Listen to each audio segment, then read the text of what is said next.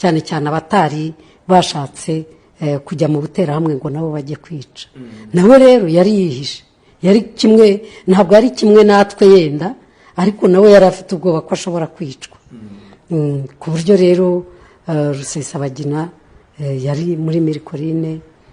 Twebwe ku giti cyacu nk'umuryango wa Gasasira nanjye, Rusesabagina niwe wahamagaye abasirikari baje kudukura iwacu. Yenda twabivuga kuko ari twe yadukuje iwacu rwose, yadushakiye abo baje kudutwara. Ariko se muri hoteli wenda ababaga bahaje nabo yabaga yatumiye wenda cyangwa se yagiye kubwira cyane hari ubuhungiro? Oya, abantu barabyibwirizaga bakahungira.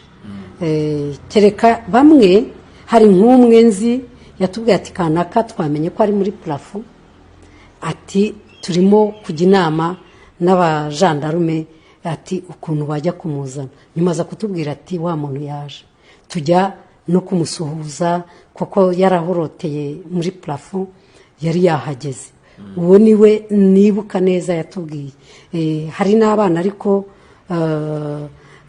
twagerageje dufatanyije nawe, yatanze n'amafaranga icyo gihe ngo abo bana bajya kubazana. Abana sinari mfite k'amadolari, dutanga amadolari 400 twarayitanze, bayakuyeho.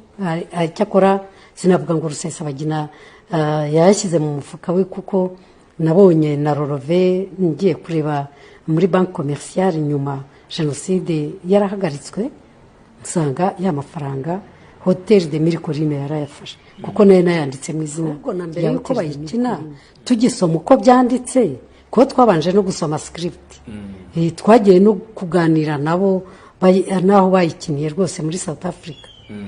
Na Rusesabagina turi kumwe n'umugore we, nanjye n'umugabo wanjye turi kumwe, twagiyeyo. Ariko bo twarabibabwiraga bati turabizi ko atari uko byagenze, bati ahubwo nyuma y'iyi filimi noneho tuzasohora documentaire.